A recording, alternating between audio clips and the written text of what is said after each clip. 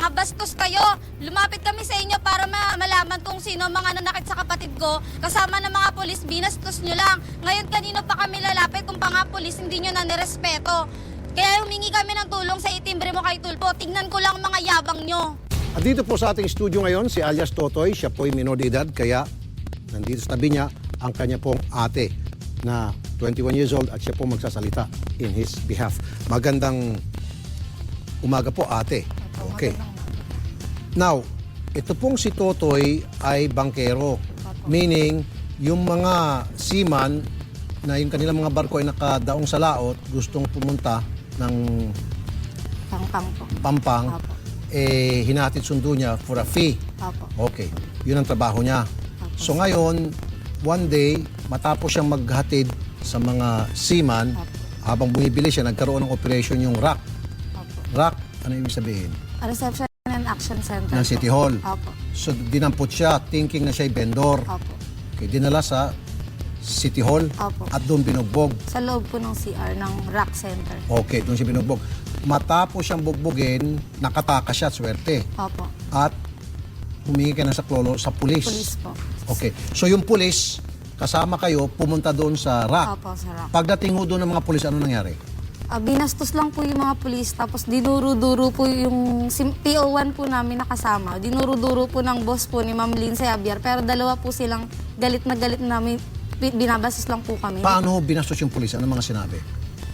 Ba't daw po ba't mo ka pinipilit na ibigay yung rooster na hinihingi mo para sa identification po ng mga empleyado? Wala nga sa akin, huwag mo akong pilitin. Ngayon po nag-atensyon, nagkasagutan na po sila. Okay. Pero alam nung mga tagarak na minor de edad tong kapatid mo. Alam po.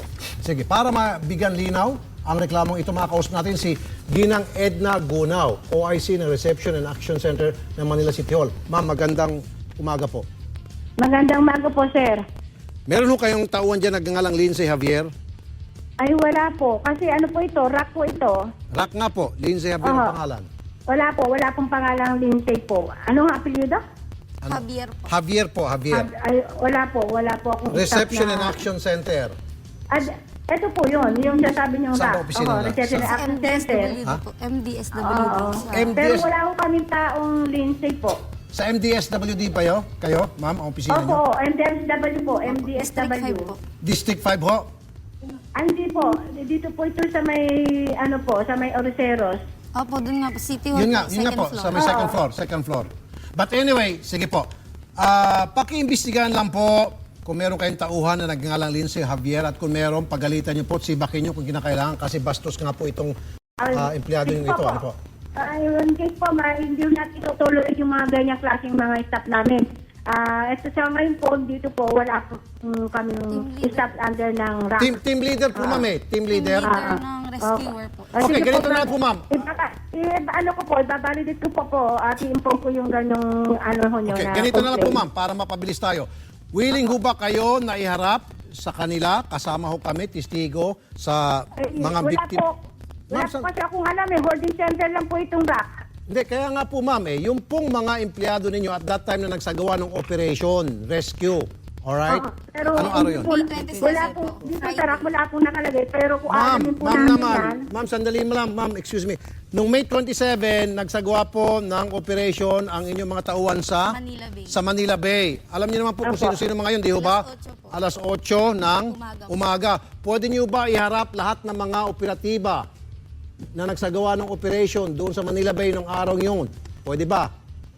At ma-identify po nila kung sino mga yon. Pwede? Opo. Kaya? Titignan po natin, sir. Ay, hindi. Kasi Huwag titingnan. Kasi ma'am, pag... Kasi Sige pag... po.